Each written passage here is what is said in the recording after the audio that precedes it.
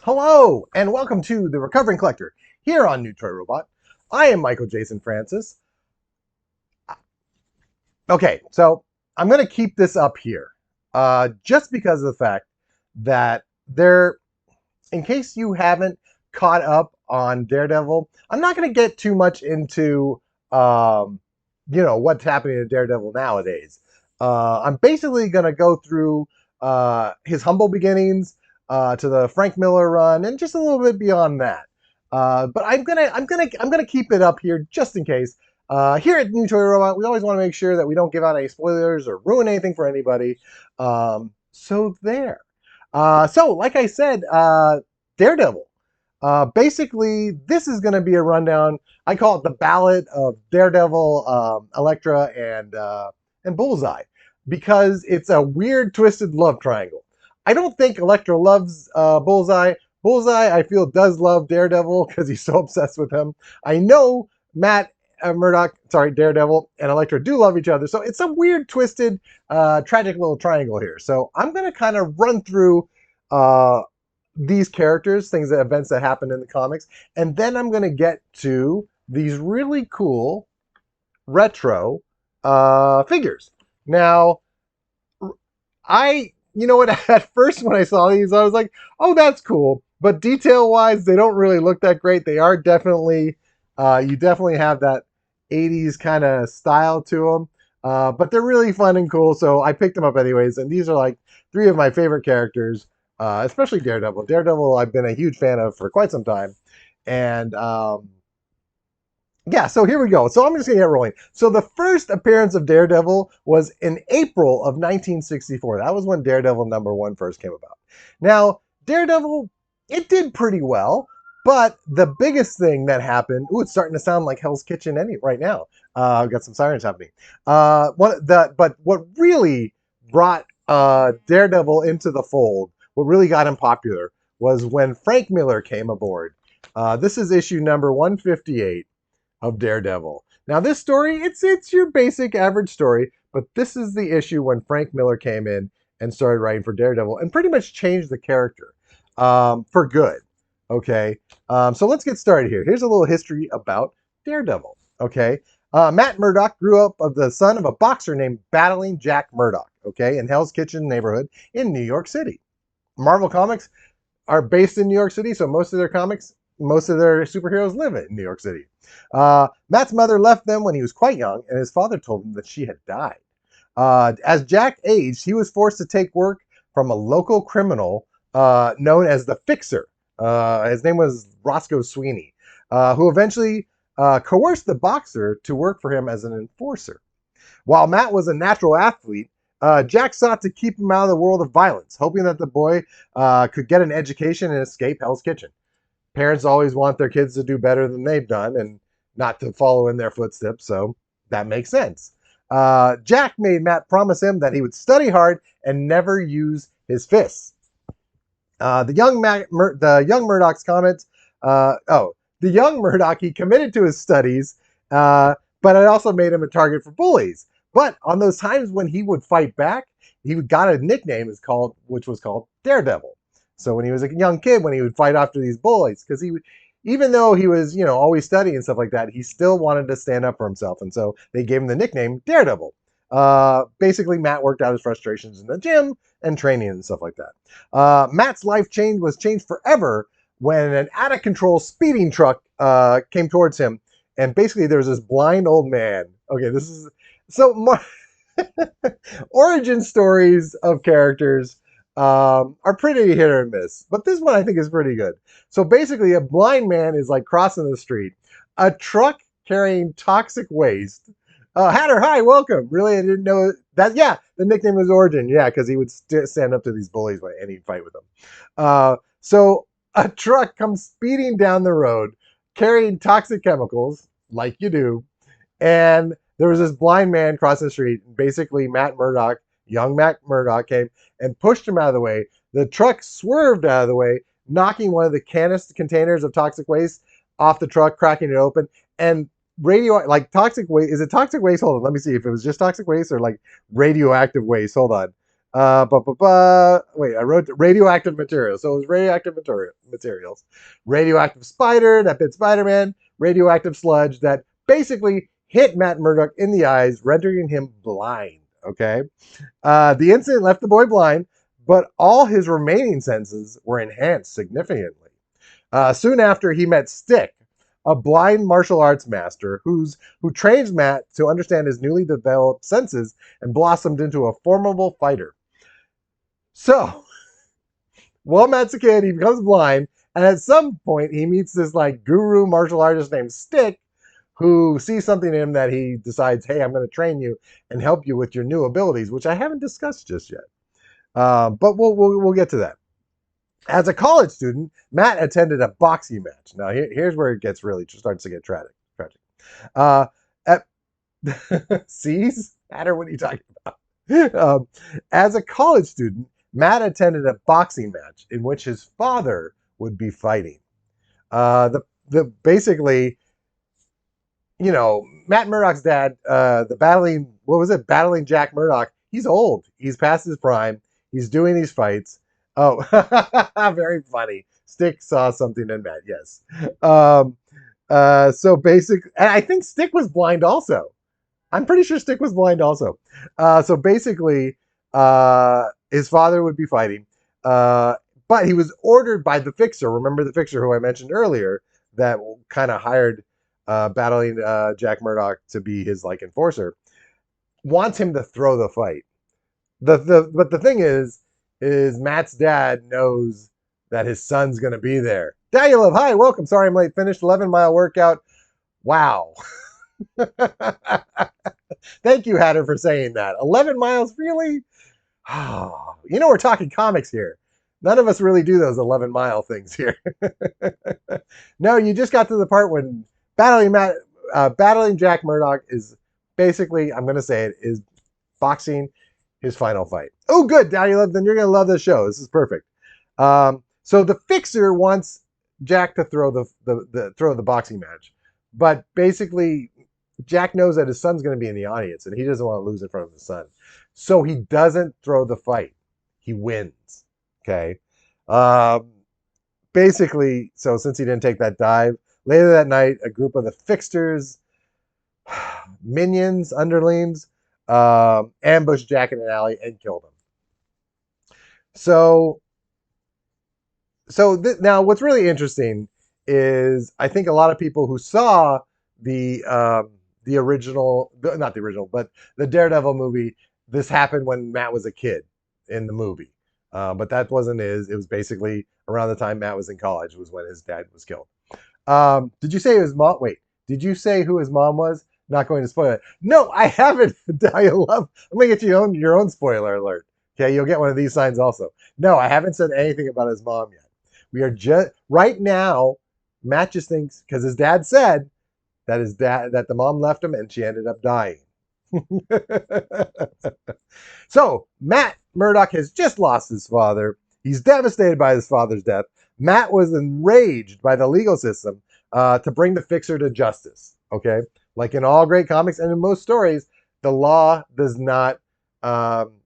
Justice isn't done. Okay, the law has failed our soon-to-be hero. So what he does is basically, so Matt he's graduated from Harvard Law School. He's like the valedictorian of his class. Okay, so he continued to hit the books. He studied, but he also decided to go after the Fixer on his own. So remember, his dad was like, no, don't use your fist. You can't do this. Matt was like, no, I can't live my life like this. So basically, he used his childhood nickname. He created a costume to hide his real identity. He used his childhood nickname that was meant to mock him as a basis for his new alter ego as a vigilante Daredevil. Matt hunted down the members of the Fixer's gang, then pursued the mastermind himself. The terrified criminal, so the Fixer, died of a heart attack. Okay? And Matt realized he found his second purpose in life. Now, Daredevil technically didn't kill him, But if you think about it, by that time the Fixer's old, so a heart attack makes perfect sense. So the Fixer got a heart attack, and justice is done. But Matt decides he's going to co-found a law firm. He's going to serve the legal system the best he can as an attorney. But those the law could not reach, he would face them as Daredevil. Okay? Everyone getting at that? Everyone still with me on this? There's a lot of information, guys. There's a lot of information. But it's all good stuff. It's all good stuff. Daredevil's a great character. I showed you basic from like I said, Frank Miller came on and kind of changed the character. You know, hold on. I just realized I tossed this. I wanted to say something to you guys. So Daredevil, so we had back in 1989. Now, before I talk about the basically 2003 Daredevil movie, the Daredevil first showed up on television in 1989 for the trial of the Incredible Hulk. I don't remember the movie much. I know Daredevil was in it. He was basically all in black. He looked nothing like the character in the comic. But Matt Murdock, Daredevil's alter ego, is it available? I'm sure it's out there, Daddy Love. I don't remember it being very good. Like I said, I don't remember much about it. Just the fact that Daredevil was on it, you know. But so Matt Murdock, Daredevil, defends the Hulk for some reason, you know, and he does his Daredevil thing. Like he's like dressed all in black. It's funny because here, I won't jump ahead. Then the Daredevil movie happened in 2003 with Ben Affleck and Jennifer Garner. I was excited when I saw it because Diana said sucked. I was trying to be nice. I was excited because there was a Daredevil movie. Okay, I was excited because there was a Daredevil movie. They stuck Matt Murdock, Ben Affleck in like a super duper leather costume. He looked like a Red Devil motorcycle rider. I don't know. It wasn't awful. It was there's a director's cut of it. If you can find the director's cut of Daredevil, it's a little bit better. Not by much. But it doesn't matter because in 2015, there was a Daredevil TV show that came out on Netflix. Is it even a TV show? I'm going to say it's a TV show that came out on Netflix for like 3 seasons, which redeemed everything. It was amazing. The costume was the best part of the movie. Yeah, it wasn't awful, but like as Daredevil being an acrobat and stuff like that, to see him in all that leather to do that, it just didn't make sense. The helmet was cool. It was a very cool helmet. His like mask that was very cool. So let's talk a little bit now. I gave you a quick little rundown on Daredevil, but let's talk a little bit more about Daredevil. So basically compensating for his loss of sight. Remember I mentioned a little bit earlier that Stick came and was like, I'm going to train you in those extra sensitive, extra sensory, that extra fun stuff you got from the radiation. I'm going to train you in that. So he has 4 superhero senses: touch, smell, hearing, and taste. I don't know if I would want taste as like a superhero power. Maybe that's just me. It was awful and still the best part of the movie. His fingertips can feel the faint impressions of ink on a printed page. So yes, he could do Braille and all that stuff like that. But he can actually feel the ink on the page and he can read that way. He can remember and identify any person he spent at least 5 minutes with by scent alone, no matter how much they attempt to smell it. So I don't know if I would want the sense of smell to be a superhero thing as well. Like I said, you could still remember what that person smells like, no matter how hard they try to wash their own stink off. He could basically track somebody in a crowd of people at a distance of roughly about 50 feet. So if you're like 40 feet away from Daredevil and he's already smelled you, then, well, Al Pacino is Daredevil? Wait, what? All right, wait, what was that thing? Wait, what was that movie? And he was like, hoo-ha, I'm defending myself, I'm blind, hoo-ha. What was that movie? What was that movie? And Robin was in it, Chris O'Donnell, Scent of a Woman. Oh, Hatter, did you have to go there? Could you imagine Al Pacino as Daredevil. I'm the man without fear. Get out of the way. I apologize for that. Um, Here, let's forget about the stink part, the smelly part. Take my money. Let's talk about the fact. Let's go to his hearing. He can hear a person's heartbeat from more than 20 feet away, or people whispering on the side of a standard soundproof wall. That's cool. Daredevil can also tell when a person is lying. Now, remember, he's a lawyer, so he can do this in court. He can tell by lying by the changes in their heartbeat. So that's cool. That's very cool. But if the person has a pacemaker, or if they're trained in controlling their heartbeat, that kind of throws them off. And also, he can identify people by the patterns of their heartbeat. So that part sounds cool. The sense of hearing, good. Sense of smell and taste, not so much, you know? So I have all these terrible jokes about, never mind. Okay, he also has a unique kind of radar sense that allows him to perceive the proximity and arrangement of objects around him. In the Daredevil show and then the movie, it's almost like a bat. It's got that kind of radar thing. My heartbeat is Funky Town. You know what? Rock and roll. I could tell that you were coming on because I could your heartbeat. I was hearing Funky Town. But one of the things that's really cool. So he can't really see like pictures or watch video images and stuff like that, but he could tell the difference in color by the amount of heat that's absorbed or being reflected. So that's how he can tell, you know, because he wasn't blind his whole life, so he knows what colors look like. But now he's able to tell the difference from colors by how much heat they're absorbing or reflecting. So that's neat. And his superhero senses render him extremely. Oh, so here we go. So he's extraordinarily vulnerable because of these superpowers to excessive sound, odors. Like, could you imagine like a criminal? He's chasing a criminal into one of those like restrooms on the beach, and he like goes in there, and then that's it. The criminal, he just gets away because Matt is just breathing that in and probably tasting that. Sorry guys, but think about it. Like seriously, if you're a criminal, if you're in Hell's Kitchen, all you have to do is find like the worst bathrooms in any of those restaurants in Hell's Kitchen or anywhere, and that's how you escape. Daredevil, that would foil him every time. Runs into it like a wall. Exactly. Having received partial training as a ninja, Daredevil can control his breathing and blood flow. To a certain degree, giving him the ability, he can even kind of go without air for like extended periods of time.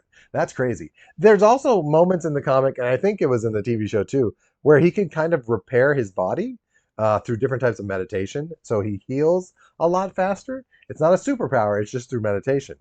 Daredevil is an Olympic level athlete and gymnast with acrobatic aerobic. Could you imagine that? Little Jane Fonda, and forget it. Okay. Who's Jane Fonda? Of a circus performer and the boxing skills of a heavyweight prize fighter. I mean, I'm sure his dad showed him how to box. Even though he didn't want him to be a boxer, his dad, of course, showed him how to box. Disciplines include boxing, ninjutsu, judo, God knows what else. So he just runs the gambit of it, you know? Like, seriously, think about it. If Daredevil went up against Batman, let's just put it out here. Who do you think's going to win, Daredevil or Batman? I'm going to say Daredevil, you know? Unless, like, Batman passes gas or something like that and then renders him. Forget it. Ben Affleck. Are you talking Ben Affleck Batman versus Ben Affleck Daredevil? Could you imagine that? Sorry, my mind just was blown. Okay, anyways, Daredevil carries a billy club and has Matt Murdock. So his staff, his like blind man's cane, that seemed improper. Blind man's cane? Is that not PC? I apologize if it is. But it's actually a two-part weapon. It's got like the fighting baton on the end, like a billy club, and then it's got a spring-loaded grappling hook on the other one, so he can fire it off and swing around. So, you know, that's pretty cool. I mentioned before that he opened up a law firm. So Matt Murdock, he has some loyal friends. He doesn't have a bunch of them, but he has some loyal friends. And his best friend is attorney Franklin Froggy Nelson. and they've been friends since college, and he's basically he's been his law partner for the law firm Nelson and Murdoch. He's worked for many years before, and he eventually learns that Matt Murdock is Daredevil, so that's good. Yeah, Froggy. If you haven't watched, like, I want you to read Daredevil comics. You're not gonna. It's gonna be hard for you to get a lot of these issues on their own. They're quite expensive now, but so it's harder to read them. But you can get compilations, especially the Frank Miller compilations on paperback. Get those, read that. But watch the Netflix show. It's so good, and it's really spot on. What's her name who plays Karen, who I'll talk about later, is it slightly a little annoying. That's mean. Maybe that's mean. But you get over it. But here, a little more Daredevil. And if this is too much for you guys, I apologize. But this was the show. I know I will get to open these things. She is horrible. Well, there you go.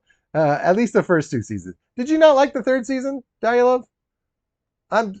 See, because there's 3 seasons of Daredevil, and then there's the third. Then he's in the Defenders episode. There's like a season of the Defenders. That's a whole other thing. So Daredevil's life has been filled with dramatic twists and turns that would break most people. But now we're gonna really get into we're gonna get into the nitty gritty about how messed up Daredevil really is. Okay, but he's nothing if not resilient. That's true.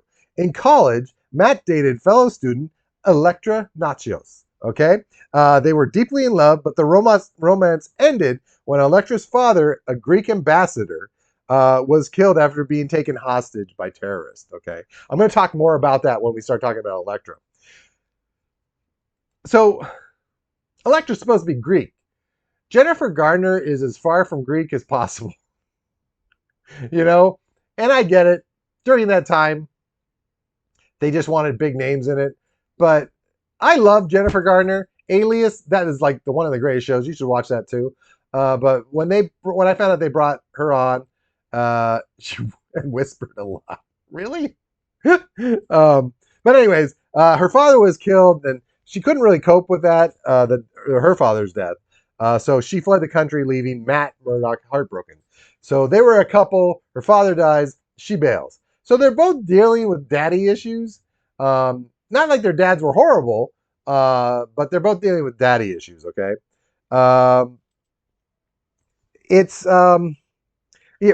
After forming Nelson and Murdoch, here we go. Froggy hired Karen Page to be their secretary. There is no Karen Page action figure. There should be, because that would be like the perfect set for this. It's more of a foursome than a threesome. That sounds wrong, but it's a big mishmash of them all together. When they hired Karen, Matt and Foggy both kind of fell for her. Foggy's the lovable sidekick, and no one's gonna really love him, so she totally latched on to Matt Murdock. Karen and Matt fell in love, but his secret life as Daredevil was always coming between them. Like everything else, MJ and Peter Parker, Clark Kent, Lois Lane, their side projects of being superheroes mess with the relationships. Daredevil has faced the exposure of his secret identity many times. Seriously, if there's any character that gets his secret identity exposed more than anybody, it's Daredevil. Causing him to take drastic measures. Earlier on, he established a false identity. This is my favorite. As Mike Murdock, who he claimed was a twin. It was his twin brother, and actually the true Daredevil. It's a rough life. No, yeah, that's true. So he made up a twin brother that was actually Daredevil. The man without fear then faked his death, and thus the death of Mike Murdock. When he next appeared, Daredevil pretended to be a new hero, replacing his dead predecessor, the other dead person. Dialove, is this too much? You're saying stop it. Yeah, he actually had a twin. Another time, Matt. So this stuff that's happening now, this is during the 60s and 70s. This is, like I said, Daredevil wasn't as popular. Daredevil wasn't as popular until Frank Miller came on board. Another time, Matt staged his own apparent demise in an airplane explosion. When the threat of exposure was no longer a concern, Daredevil visited the grieving Karen and revealed his true identity to her. So here you go. Instead of letting her know that he was Daredevil, he faked his death to let her know that he was dead, and then showed up and was like, "Hey, Karen, I'm Daredevil. Well, I'm not dead. I'm Daredevil." He kind of a, I'm going to say dick move there. I apologize for the language, but kind of a dick move there. He proposed to Karen, and she agreed to marry him if he would retire as Daredevil. But Matt realized that he simply could not stand by when innocents were threatened, and Karen kicked him to the curb and moved to Hollywood to pursue a film career. Sure, but that's what happened.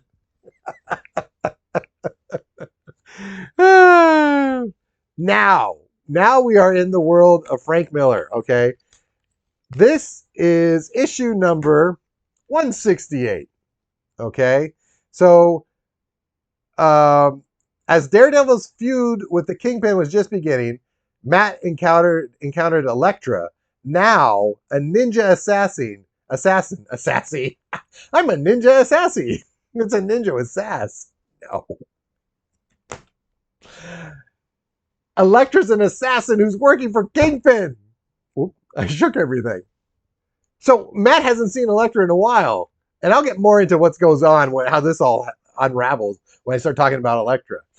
But he hasn't seen her in a while, and then she shows up, and she's a freaking assassin.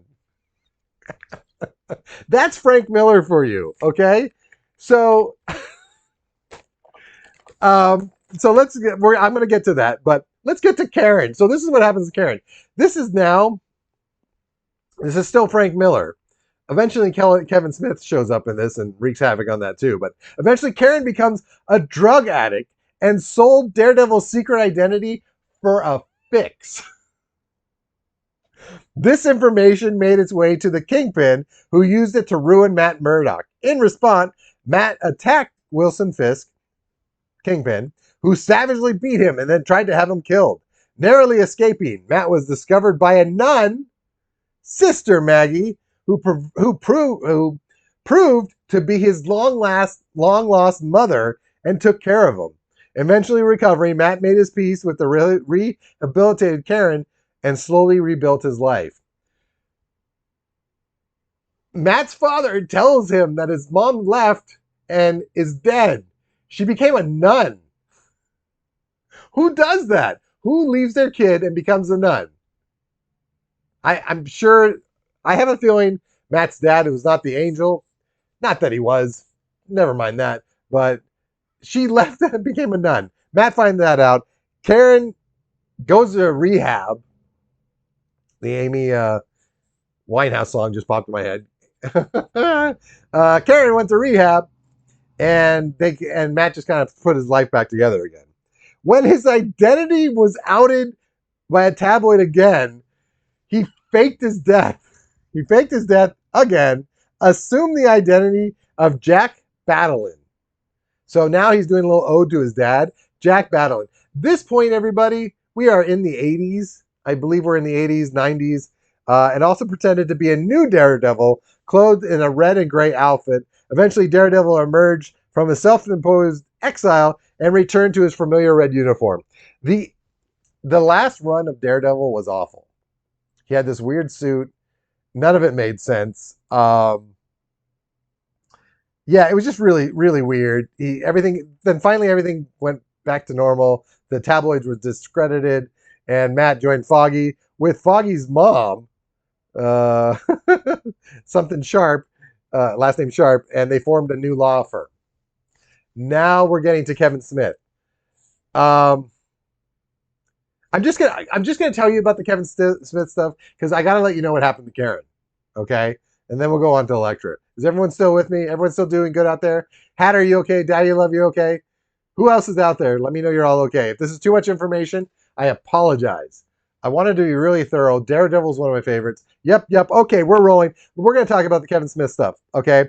So, basically, Mysterio, the guy Fishbowl Head, basically buys... Well, first, he finds out he's dying of cancer. Rock and roll's still here, too. I said spoiler alert. Mysterio's dying of cancer, okay? And what he does is he purchases Daredevil's secret identity from the Kingpin. Because the Kingpin's known this whole time. At this point, who cares who Daredevil is? Everyone knows it's Matt Murdock or somebody he knows, or a twin brother or something like that. Or he's not able to fly because he always gets blown up in them in airplanes.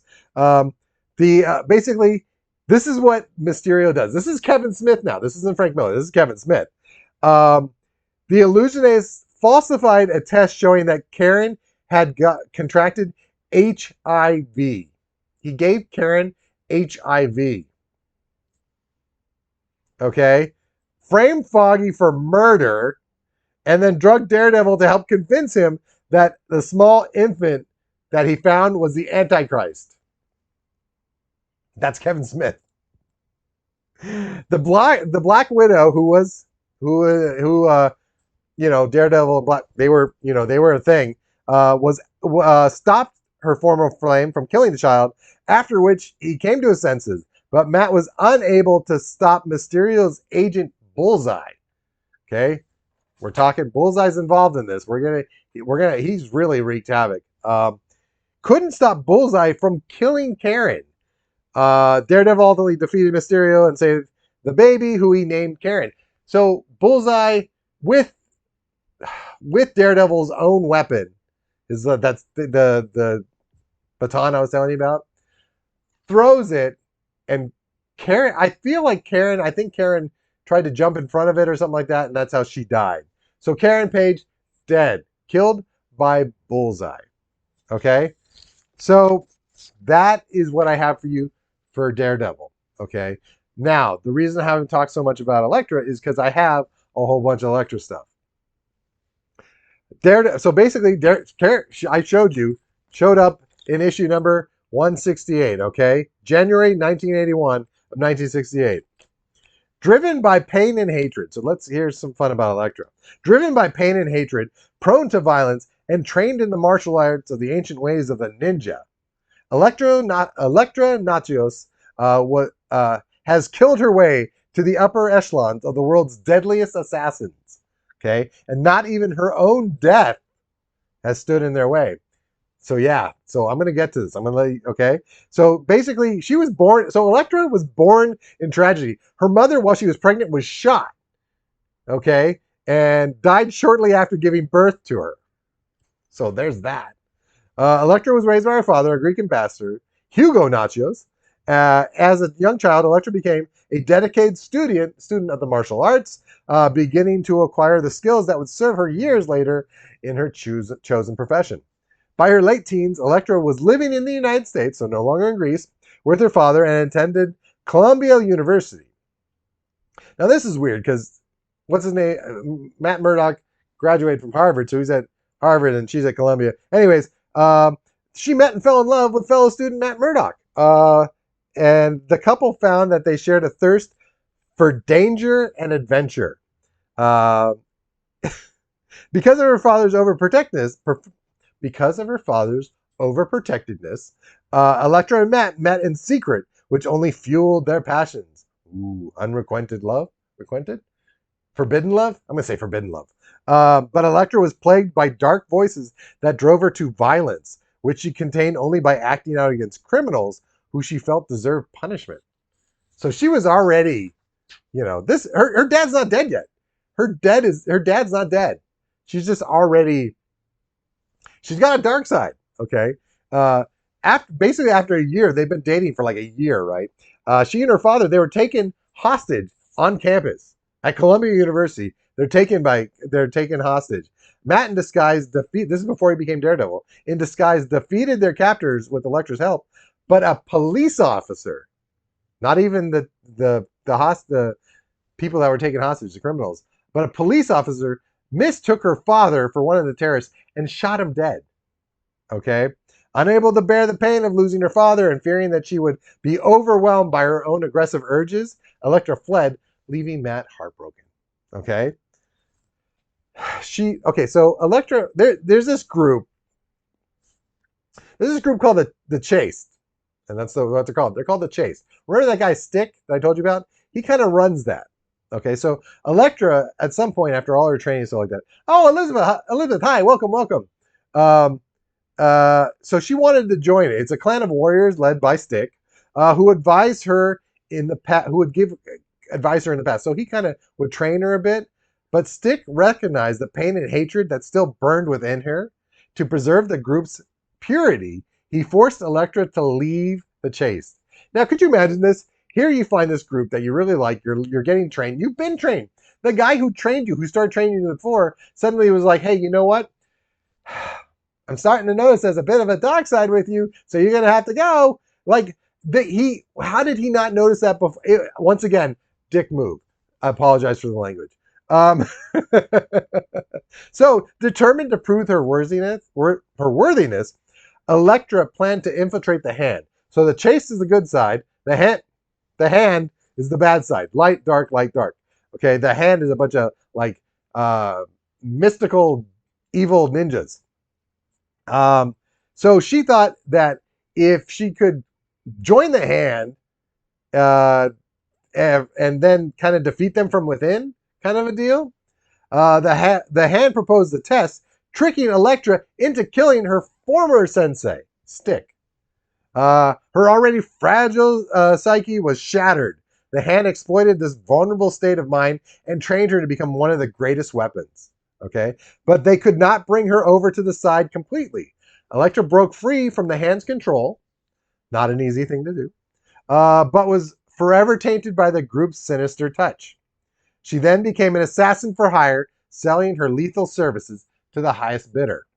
Okay, so now we're trying to get all caught up and stuff like that. But I just want to tell you just a little bit about her skills. Okay, Elektra possesses levels of strength, speed, agility, reflexes, stamina, blah blah blah, that are at the pinnacle of human performance.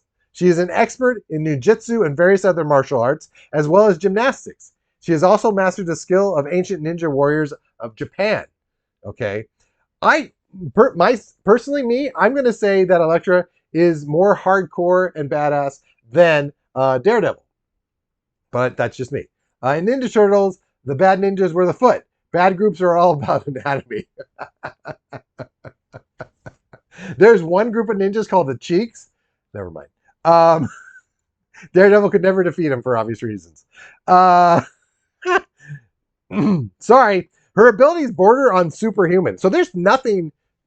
She is just so well trained. She's not a mutant. She didn't get radioactive waste in the eyes or anything like that. She can enable to control bleeding, fight infections, among other things. She can keep to the shadows and move with enough speed to remain unseen even in broad daylight. That's how cool Elektra is. Okay. Elektra also demonstrated on occasion the ability to mesmerize others and make them see illusions or other phenomenon. Phenomenon. Okay, sorry. She can communicate telepathically with individuals possessing similar levels of mental discipline, such as a chase. So this is all just mental stuff. Mental meditation. This is all the powers of her mind and body. Mind and body is one. Okay, I don't know what that was about. She is highly proficient in weapons, including long swords, throwing stars, especially sais, special 3-pronged daggers, which her toy comes with. Very cool. She also experienced with a variety of firearms, explosives, even anti-tank or aircraft artillery. I looked that one up. You can find all this information, and it's legit stuff. Marvel has like quite a database of all this fun stuff. So if you want to brush up, if you're not going to read the comics. Given her line of work, it was inevitable that Elektra would amass a wide assortment of enemies. Perhaps her most vexing opponent is Daredevil himself, okay, who on occasion also serves as an ally. Elektra has never fully gotten over her relationship with Matt Murdock and still harbors affection for him. Still, over the years, she does not shy away from engaging with Daredevil in combat if she feels the situation called for it. So they're on completely opposite sides. Elektra's on her thing, Daredevil's on his. Okay, without a doubt, though, the foe who impacts Elektra's life the most is an assassin called Bullseye, who faces off with her in a brutal fight that I will discuss shortly. Okay, so like I said, I showed you. Okay, so she shows up number 168. Okay, then we get to issue number 181. Okay. Here we go. Elektra has lived a life so crazy that not even death could bring her lasting peace. Surrendering Surrendering to her violent impulses and reeling from the loss of her father, the young Elektra attempted to take revenge on the man who arranged the assault that led to her beloved parents' death. Despite her skills, she was defeated by the man and his bodyguard, but was saved by a sigh. So this is why she has these sighs. A sigh was hurled into the shadows and killed them. And she thought that stick through the sigh, but it was actually by an agent of the Hand. So the Hand has been kind of watching her, and tries to do what they can to force her in the direction to get to the Hand. But she was so impressed by the weapon, the sigh, and she made it her own. So that's where she got the sighs from. Elektra accepted a contract in New York. So this is what brings her back to New York City, okay? Which brought her face to face again with Matt Murdock for the first time since their breakup. Realizing that her old flame was Daredevil and finding her, because, everyone at this point, if you didn't know who Daredevil was, if you lived in New York and you didn't know who Daredevil was, you were living under a rock. Basically finding out for herself, and was on the receiving end of his disapproval for her chosen profession. Daredevil is very high and mighty, like Bruce Wayne, like most. He feels like his way is the only way. There's no gray area, which is really interesting because Daredevil lives in the gray area. But if he disapproves of something you're doing, he's not gonna be on your side. Elektra became Matt's enemy and a formidable one at that. They fought several times, and while they still cared deeply for each other, Elektra convinced herself that the love between them was basically, it was gone. There was no real love between them. That was never going to happen. When the Kingpin hired Elektra as his chief assassin and sent her to kill Foggy Nelson. Remember Foggy? Matt Murdock's best friend, business partner. They're both lawyers. See, what Nelson and Murdock spent most of their time going after Kingpin and all his cronies legally through the law. So Kingpin wanted to kill Foggy. I don't remember the exact thing that set him off and been like, this is why we're going to kill you, but this is what happened. She could not, what happened was Foggy recognized her as Matt's like old flame, and she couldn't bring herself to kill him. Okay. Now Bullseye, he wants to be like the Kingpin's chief assassin, ambushed Elektra. After a brutal fight, Bullseye impaled Elektra on using one of her own sighs. Mortally wounded, Elektra crawled to Matt's apartment and died in her former lover's arms. It's one of the hardest things to read. I'm gonna show you the pages. I'm gonna show you this from the actual comic itself. The way it's set up, the whole thing is just heartbreaking. He didn't fight or team up with Wolverine. Not yet. At some point he does. So hold on real quick. Let me switch to this. Okay. Excuse my notes. And basically, remember hey, it's still spoilers up there, wherever that thing is right here. So they had this huge fight. Bullseye, whatever he doesn't miss or something like that, he's quite an opponent, okay? And so they just kind of, they go at it, and, oh, that's right. So he actually throws a playing card at her, hits her first, and then he says, for my next trick, it's awful. Like, this is just, and he stabs her. And she crawls back and just dies. It's the most heart-wrenching. It's so, for a comic to do something like this, I probably should have worn gloves. Oh, well.